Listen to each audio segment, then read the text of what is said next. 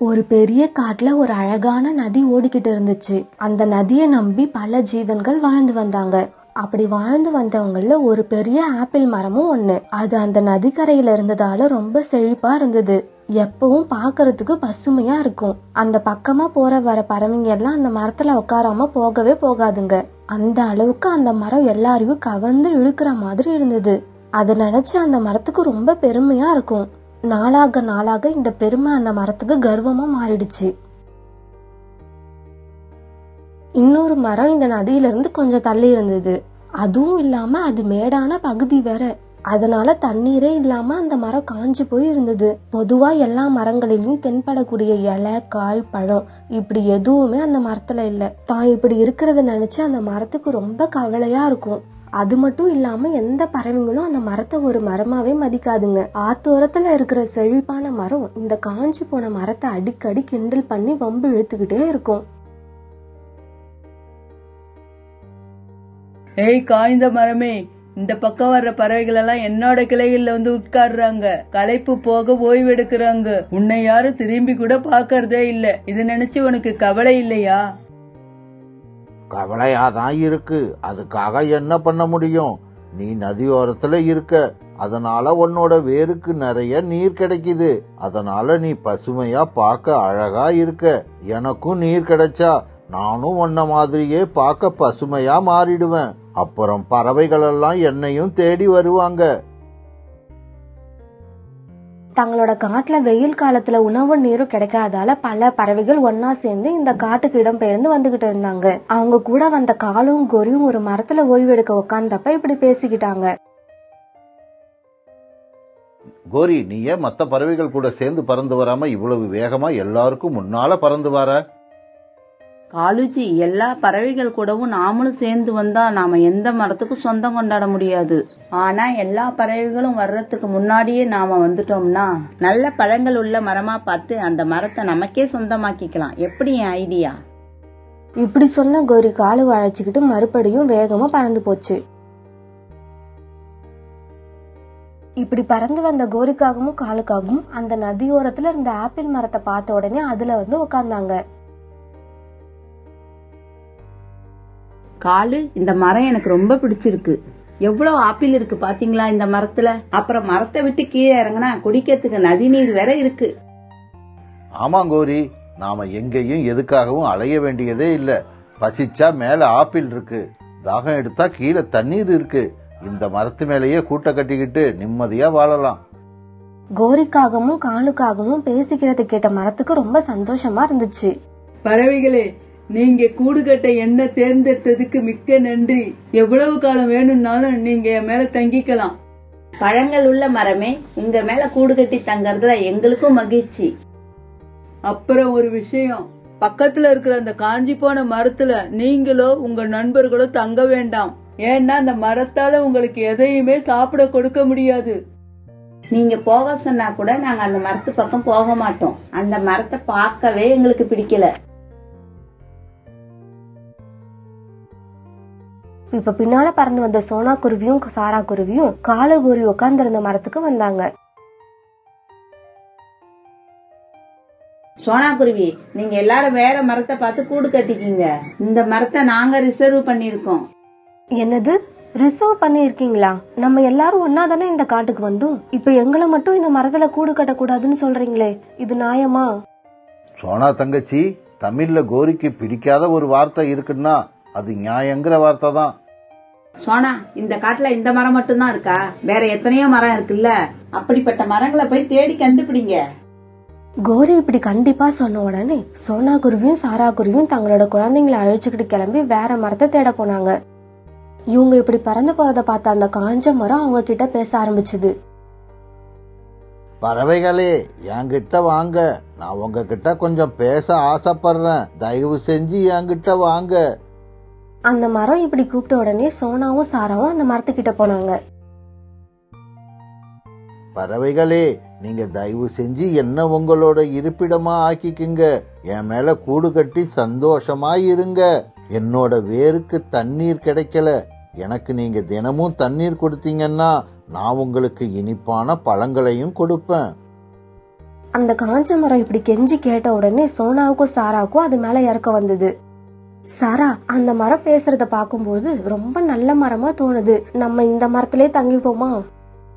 ஆமா சோனா, எனக்கும் அப்படிதான் படுது. இந்த மரத்து மேலேயே தங்குவோம். இத கேட்ட அந்த மரத்துக்கு ரொம்ப சந்தோஷமாயிடுச்சு. ஆனா இவங்க இந்த காஞ்சி போன மரத்துல தங்க போறது அந்த பழங்கள் நிறைந்த மரத்துக்கு பிடிக்கல. பறவைகளே, அந்த மரத்துல நீங்க தங்குனா உங்களுக்கு எந்த மகிழ்ச்சியும் இருக்காது. ஒரு இலை கூட இல்லாத அந்த மரத்தால உங்களுக்கு என்ன நன்மையை செய்ய முடியும்?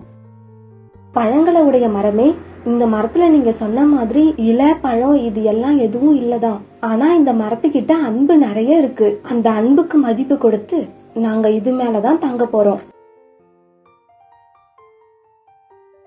இப்ப 4 பேரும் கூடு கட்ட தேவையான பொருட்களை கொண்டு வந்து அழகான கூடுகளை தயார் செஞ்சாங்க.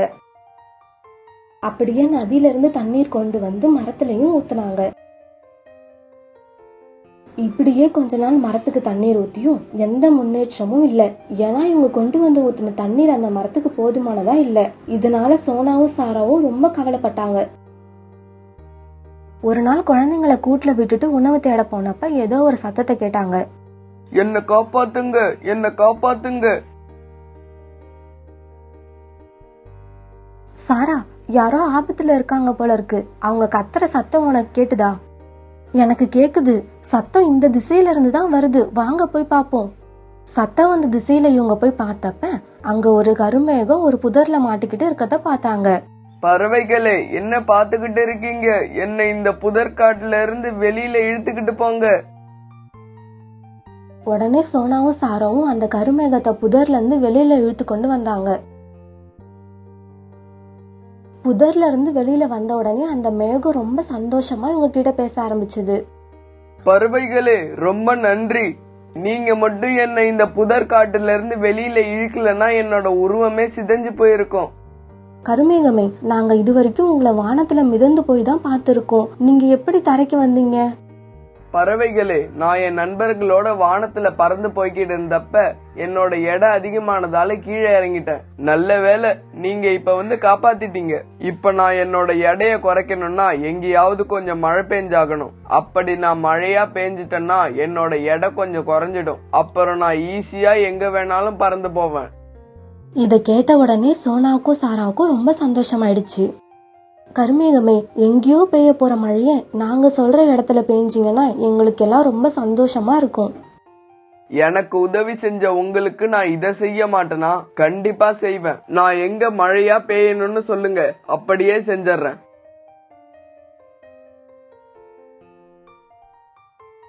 உடனே சோனாவும் சாராவும் சந்தோஷமா வழிகாட்ட மேகம் அவங்க பின்னாலேயே வந்தது.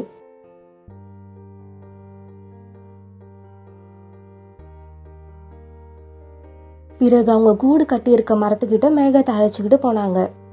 மேகமும் சந்தோஷமா அந்த மரத்து மேலேயே மழையை பெஞ்சுது. பிறகு வாரம் ஒரு தடவை இங்க வந்து மழை பெய்யணும்னு சோனாவும் சாராவும் கேட்க அந்த மேகமும் அதுக்கு ஒத்துக்கிட்டு வாரம் வந்து அந்த மரத்துக்கு மழை பெஞ்சு கொடுத்தது. இப்ப அந்த காஞ்ச மரத்துல இலைகள் துளிர்க்க ஆரம்பிச்சது. இத பார்த்த அந்த மரத்துக்கு ரொம்ப சந்தோஷமா இருந்தது. பறவைகளே, இங்க பாருங்க, என் உடம்புல இப்ப இலைகள் துளிர்க்க ஆரம்பிச்சிடுச்சு. இன்னும் கொஞ்ச நாள் கழிச்சு உங்களுக்கு நான் இனிப்பான பழங்களையும் கொடுக்க ஆரம்பிச்சிடுவேன். இத கேட்ட சோனாவுக்கும் சாராவுக்கும் ரொம்ப சந்தோஷமா இருந்தது. ஆனா இதே சமயத்துல அங்கிருந்த நதி வத்தி போக ஆரம்பிச்சது. கொஞ்சம் கொஞ்சமா தண்ணீர் வற்றி போய் ஒரு நாள் சுத்தமா அந்த நதி தண்ணியே இல்லாம ஆயிடுச்சு. அத பார்த்த அந்த ஆப்பிள் மரத்துக்கு ரொம்ப வருத்தம் ஆயிடுச்சு. காகங்களே, இந்த நதி வத்தி போனதால எனக்கு தண்ணீரே கிடைக்கல. தயவு செய்து நீங்க தண்ணி குடிக்க போறப்ப எனக்கும் கொஞ்சம் தண்ணீர் எடுத்துக்கிட்டு வாங்க. அப்பதான் நான் உங்களுக்கு பழையபடி பழங்களை கொடுக்க முடியும். தண்ணீர் எடுத்துக்கிட்டு வரணுமா? அதெல்லாம் எங்களால முடியாது. அதுவும் இல்லாம இன்னும் கொஞ்சம் பழங்கள் தான் உங்ககிட்ட இருக்கு. அந்த பழங்களும் தீர்ந்த உடனே வேற பழங்கள் உள்ள மரங்களை பார்த்துதான் நாங்க போவோம். பழங்கள் இல்லாத மரத்துல நாங்க தங்கறதே இல்ல. உங்களுக்கு தண்ணீர் கொண்டு வந்து கொடுத்துட்டு உங்ககிட்ட பழங்கள் சாப்பிடணும்னு எங்களுக்கு ஒன்னும் அவசியம் இல்ல. இத கேட்டுட்டு அந்த மரம் ரொம்ப அழுதுச்சு. இப்படி சொல்லிட்டு கோரிக்காகவும் காலுக்காகவும் அந்த இடத்த விட்டுட்டு பறந்து போனாங்க. பிறகு அந்த ஆப்பிள் மரம் அழுதுகிட்டே இருக்கிறத பார்த்த சோனாவும் சாராவும் அந்த மரத்துக்கிட்ட போய், மரமே நீங்க அழாதீங்க, நாங்க இருக்கோம். மேகத்துக்கிட்ட சொல்லி உங்களுக்கும் மழை தர சொல்றோம். பழங்களை பார்த்துட்டு வர எல்லாம் உண்மையான நண்பர்கள் இல்ல அப்படிங்கறத இனிமேலாவது புரிஞ்சுக்கோங்க.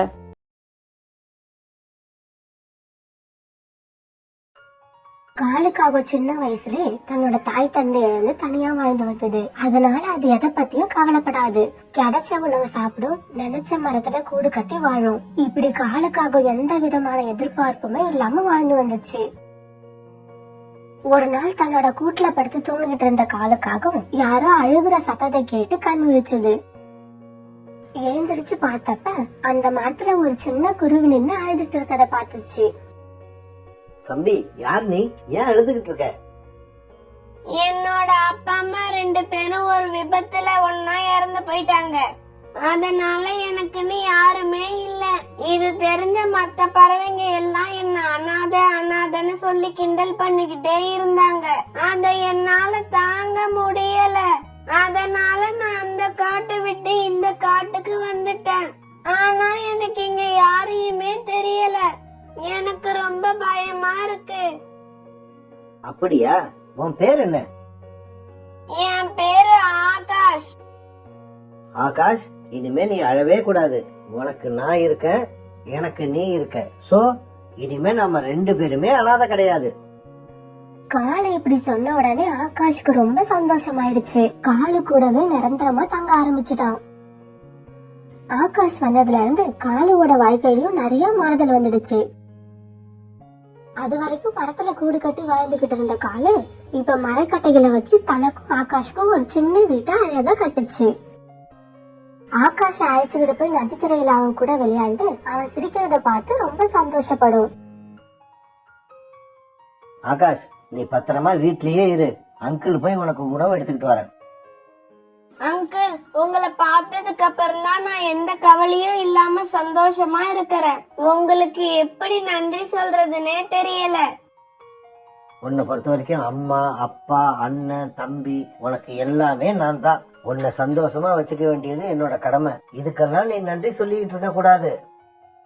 இப்படி சொல்லிட்டு காலுக்காக உணவு தேட போச்சு. காலண்ணா, ஏன் இன்னும் நீங்க கல்யாணமே பண்ணிக்காம இருக்கீங்க? ஆகாஷ் இன்னும் கொஞ்சம் வளரட்டும். அவனால தனியா வாழ முடியுங்கிற நிலை வர்றப்ப நான் கல்யாணம் பண்ணிப்பேன். அப்படி இல்ல காலு, ஆகாஷ பாத்துக்க நீ இருக்க, உன்னை பாத்துக்க ஒரு ஆள் வேண்டாமா? நாங்க சொல்ற மாதிரி நீ கல்யாணம் பண்ணிக்கிட்டா ஆகாஷ்க்கும் அம்மாவும் கிடைச்ச மாதிரி ஆயிடும். இப்படி எல்லாரும் சொல்லவே காலுக்காக தன்னோட மனசை மாத்திக்கிட்டு ஒரு நல்ல நாள்ல கோரிக்காகத்தை கல்யாணம் பண்ணி வீட்டுக்கு அழைச்சுக்கிட்டு வந்துச்சு. வீட்டுக்கு வந்த புதுசுல கோரிக்காக ஆகாஷ நல்லா கவனிச்சுக்குச்சு. காலுக்கு நேரத்துக்கு சாப்பாடு, அன்பான பேச்சு, இப்படி எல்லாமே கிடைச்சது. ஆகாஷம் ஆன்டி ஆன்டின்னு உயிரை விடுவான். இப்படியே சில மாசங்கள் ஓடின. இப்படி சந்தோஷமா போய்கிட்டு இருந்த இவங்க வாழ்க்கை 2-3 தடவை வீட்டுக்கு வந்த கோரிக்காகத்தோட அம்மாவால கொஞ்சம் கொஞ்சமா மாற ஆரம்பிச்சது. ஆகாஷ், உனக்கு என்ன சின்ன குழந்தைன்னு நினைப்பா? நல்லா சாப்பிட்டுட்டு வீட்டையே சுத்தி சுத்தி வர. இன்னையில இருந்து வீட்டு வேலையெல்லாம் நீ தான் செய்யணும். ஆண்டி, நான் செய்ய மாட்டேன்னு சொல்லவே இல்லையே. நீங்க சொல்லுங்க, நான் எந்த வேலையா இருந்தாலும் செய்வேன். பிறகு கோரிக்காக வீட்டு வேலை எல்லாத்தையும் ஆகாஷ வச்சு செய்ய ஆரம்பிச்சா. ஆகாஷ் ஒரு சின்ன தவறு செஞ்சாலும் அவனை அடிக்க ஆரம்பிச்சா. இந்த நிலைமையில கோரியோட அம்மா மறுபடியும் ஒரு முறை வீட்டுக்கு வந்தாங்க. ஆண்டி கோரி, உனக்கு எவ்வளவு சொன்னாலும் புரியாதா? இப்ப நீயும் அம்மாவாக போற. ஆனா உனக்கு குழந்தை பிறந்தா கூட காலுக்காகத்தோட முழு அன்பும் உன் குழந்தைக்கு கிடைக்காது. ஏன்னா காலுவோட மனசு பூரா ஆகாஷ் தான் இருக்கான். அம்மா, இப்ப நான் என்னமா செய்யட்டும்? அழுகிட்ட சொல்லி அவனை எப்படியாவது வீட்டை விட்டு விரட்டு. அவன் இந்த வீட்டுல இருந்தா உன் பிள்ளைக்கு எதிர்காலம் இருக்காது. இவங்க பேசினதையெல்லாம் ஒரு ஓரமா நின்னு கேட்டுக்கிட்டு இருந்த ஆகாஷ் கண்ணுல தண்ணீர் அருவியா கொட்டுச்சு. அன்னைக்கு சாயங்காலம் உணவு தேடிக்கிட்ட வீடு திரும்பின காலுக்காகத்துக்கிட்ட கோரிக்காக இப்படி சொல்லுச்சு. காலேஜ் இவ்வளவு நாள் நான் எதுவும் சொல்லாம அந்த ஆகாஷ நீங்க சொன்னீங்கன்னு நல்லா பாத்துக்கிட்டேன். இப்ப அவனும் நல்லா வளர்ந்துட்டான். அவனால தனியா உணவு தேடிக்க முடியும். இதுக்கப்புறமா அவனை நம்ம வீட்டுல வச்சிருக்கணும்னு அவசியம் இல்ல. கோரி, என்ன பேசுற நீ? ஆகாஷ நான் என்னோட குழந்தையாதான் நினைக்கிறேன். நமக்கு கல்யாணம் நடந்தப்ப கூட ஆகாஷுக்கு நீ ஒரு நல்ல அம்மாவா இருக்கணும்னு நான் உன்கிட்ட சொல்லியிருக்கேன்ல. காலுஜி, இப்ப நானும் தாயாக போறேன். என் வயிற்றுலயே முட்டை இருக்கு. இந்த சமயத்துல கண்டவனுக்கு என்னால வேலை செஞ்சிட்டு இருக்க முடியாது. கோரி, நீ அவனுக்கு எந்த வேலையும் செய்ய வேண்டாம். ஆகாஷ நான் பாத்துக்கிறேன். அவன் இந்த வீட்டுல இருந்தா எனக்கு அது போதும். அப்ப ஒண்ணு பண்ணுங்க, நீங்க ஆகாஷ வச்சுக்கிட்டு இந்த வீட்டுல இருங்க. நான் கிளம்பி எங்க அம்மா வீட்டுக்கு போறேன். ஆன்ட்டி, நீங்க வீட்டை விட்டு போகணும்னு அவசியம் இல்ல. காலு அங்கிள் கூட சண்டையும் போடாதீங்க. உங்க சண்டைக்கு காரணமே நான் தானே. நான் இந்த வீட்டை விட்டு போயிடுறேன். இல்ல ஆகாஷ், நீ எங்கேயும் போக கூடாது. இல்ல அங்கிள், இப்ப நான் வளர்ந்துட்டேன். எனக்கும் இப்ப நல்லது கெட்டது எல்லாம் தெரியும். என்னால நம்ம குடும்பத்துல சண்டை வர்றத நான் விரும்பல. இப்படி சொன்ன ஆகாஷ் காலுக்காக வீட்டை விட்டு கிளம்பி ரொம்ப தூரம் பறந்து வேற காட்டுக்கே வந்துட்டான். காலுக்காக வீட்டுல தன்னால எந்த சண்டையும் வரக்கூடாதுன்னு நினைச்சு வீட்டை விட்டு வெளியே வந்துட்டானே தவிர ஆகாஷ்க்கு இப்ப எங்க போறதுனே தெரியல. அதனால ஒரு மரத்துல உட்கார்ந்து அழுதுகிட்டு இருந்தான். இப்ப தன்னோட பழத்தோட்டங்களை பார்வையிட போன பாபா புறா அழுதுகிட்டு இருந்த ஆகாஷ பாத்துட்டு அவன்கிட்ட போச்சு. சின்ன பறவையே, இங்க உட்கார்ந்து ஏன் அழுதுகிட்டு இருக்க? நான் சின்ன வயசுலயே அப்பா அம்மாவை இழந்தவன். சொந்தம்னு யாருமே இல்லாத என்ன காலு அங்கிள் தான் வளர்த்தாரு. ரொம்பவும் பாசமா வச்சிருந்தாரு. ஆனா அவருக்கு இப்ப கல்யாணம் ஆகி ஆன்ட்டி வந்தாங்களா, அவங்களுக்கு நான் அந்த வீட்டுல இருக்கிறது பிடிக்கல. அதனால நானே அந்த வீட்டை விட்டு வந்துட்டேன். சரி சரி, கண்ணை தொடச்சுக்கிட்டு என் கூட வா. இப்படி சொன்ன பாபா புறா ஆகாஷ அழைச்சுக்கிட்டு தன்னோட வீட்டுக்கு போச்சு. இங்க பாரு ஆகாஷ், எனக்கு நிறைய தோட்டங்கள் இருக்கு. நீயும் என் கூடவே தங்கி என் தோட்டத்துல வேலை பாரு. உனக்கு நான் இங்க சம்பளம்னு எதுவும் தரமாட்டேன். ஆனா வர லாபத்துல உனக்கும் ஒரு பங்கு தருவேன். பிறகு மறுநாள்ல இருந்து ஆகாஷ் பாபாவோட தோட்டத்துக்கு போய் வேலை பார்க்க ஆரம்பிச்சான். அவனுக்கு இப்ப இந்த வேலையெல்லாம் புதுசாவும் சந்தோஷமாவும் இருந்துச்சு. இப்ப காலுக்காகத்தோட வீட்டுல கௌரியோட முட்டையில இருந்து ஒரு ஆண் குழந்தை பிறந்து வந்துருச்சு. காலுஜி, நம்ம குழந்தைய பாத்தீங்களா? எவ்வளவு அழகா இருக்கான். உண்மைதான், இவனை பார்க்க எனக்கு சந்தோஷமா தான் இருக்கு. ஆனா ஆகாஷ் இப்ப இருந்தா நம்மளை விட அவன் தான் ரொம்ப சந்தோஷப்படுவான். உங்களுக்கு ஆகாஷ விட்டா வேற நினைப்பே கிடையாது. போங்க, போய் சீக்கிரம் போய் எனக்கும் என் குழந்தைக்கும் உணவு எடுத்துக்கிட்டு வாங்க. கோரி இப்படி சொல்ல காலு உணவு தேட வெளியில கிளம்பி போச்சு. காலு வீட்டை விட்டு ஆகாஷ் போயிட்டானே தவிர காலுவோட மனசை விட்டு அவன் போகல. இப்படி ஆகாஷ பத்தியே நினைச்சுக்கிட்டு ஒரு மரத்துல வந்து உட்கார்ந்த காலுக்காகத்தோட கால்கள் வழுக்க காலுக்காக மரத்துல இருந்து கீழே விழுந்தது. காலுவை பார்த்த சோனாவும் கிளியும் காலுவை தூக்கிட்டு வந்து வீட்டுல சேர்த்தாங்க. காலுஜி, காலுஜி, என்னாச்சு உங்களுக்கு? எனக்கு ஒண்ணும் இல்ல கோரி, நான் நல்லாதான் இருக்கேன். இல்ல கோரி, காலுவுக்கு கால்கள்ல பலமா அடிபட்டு இருக்கு. இனி காலு அண்ணாவால உட்கார முடியுமான்னு சந்தேகம்தான். இப்படி சொல்லிட்டு சோனா குருவியும் கிளியும் தங்களோட வீட்டுக்கு போனாங்க.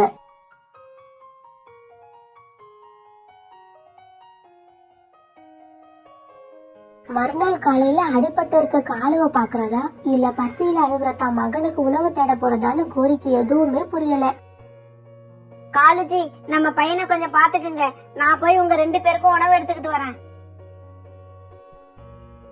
இப்படி சொல்லிட்டு உணவு தேட போன கோரிக்கு உணவு எங்க கிடைக்கும்னே தெரியல. தேடி தேடி ரொம்ப தூரம் பறந்து வந்த கோரிக்காக ஒரு பெரிய தோட்டத்தை பார்த்தது. உடனே அங்க போய் ஒரு மாம்பழத்தை பறிச்சுக்கிட்டு கிளம்ப போறப்ப பாபா புறாவும் ஆகாஷும் அங்க வந்தாங்க. இப்படி அனுமதி இல்லாம மத்தவங்க தோட்டத்துல வந்து பணங்களை திருடி எடுத்துக்கிட்டு போறிய, உனக்கு அறிவில்ல? ஐயா, ஐயா, என்ன திட்டாதீங்க. என் பையனும் என் புருஷனும் ரொம்ப பசியில இருக்காங்க. இப்ப ஆகாஷ்க்கு இது தன்னோட ஆன்ட்டியும் ஞாபகம் வந்துச்சு. புறா அங்கிள், அவங்கள திட்டாதீங்க. இவங்க தான் என்னோட ஆன்ட்டி, காலு அங்கிளோட மனைவி. ஓஹோ, உன்னை வீட்டை விட்டு வெளியில அனுப்பின ஆன்ட்டி இவங்க தானா? இவனால ஒன்னும் ஆகிறதுக்கு இல்லன்னு தானே இவனை வீட்டை விட்டு வெளியில அனுப்பின. இப்ப நீ பழங்களை திருடிக்கிட்டு போறிய. இந்த தோட்டத்துல பாதி ஆகாஷோடது, தெரியுமா உனக்கு? புறா அங்கிள், அவங்கள திட்டாதீங்க. அவங்க ஏற்கனவே அழுதுகிட்டு இருக்காங்க. ஆன்ட்டி, அங்கிள் எப்படி இருக்காங்க? கோரி இப்ப நடந்தது எல்லாத்தையும் ஆகாஷ் கிட்ட சொல்லி அழுதுச்சு. ஆன்ட்டி அழாதீங்க. நான் நேத்து உங்களை என்னோட அம்மாவா தான் பார்த்தேன். இன்னைக்கும் உங்களை நான் என்னோட அம்மாவா தான் பாக்குறேன். எதுக்கும் கவலைப்படாதீங்க. இப்படி சொல்லிட்டு கோரியோட வீட்டுக்கு போன ஆகாஷ் காலுவை தூக்கி கொண்டு போய் ஹாஸ்பிட்டல்ல சேர்த்தது. ஆகாஷ், எல்லா டெஸ்டும் முடிச்சாச்சு. உங்க அங்கிளுக்கு கால்ல ஒரு ஆபரேஷன் பண்ணணும். அந்த ஆபரேஷன் பண்ணனாதான் உங்க அங்கிளால மறுபடியும் நடக்க முடியும். ஆனா அதுக்கு செலவு கொஞ்சம் அதிகமா ஆகும். டாக்டர், எனக்கு செலவை பத்தி கவலை இல்ல. என்னோட அங்கிள் மறுபடியும் நடக்கணும், உட்காரணும், நல்லா பறக்கணும். எனக்கு அதுதான் முக்கியம். இப்ப காலும் பூரணமா குணமாயிருச்சு. தான் குடும்பத்தோட சந்தோஷமா இருந்துச்சு. ஆகாஷ், உன்னை நினைக்கும் போது எனக்கு ரொம்ப பெருமையா இருக்கு. ஆகாஷ், என்ன மன்னிச்சிடு. நீ எங்களுக்கு பெரிய தொல்லையா இருப்பன்னு நினைச்சேன். ஆனா இப்ப நீதான் என் கண்ணுக்கு தெய்வமா தெரியுற.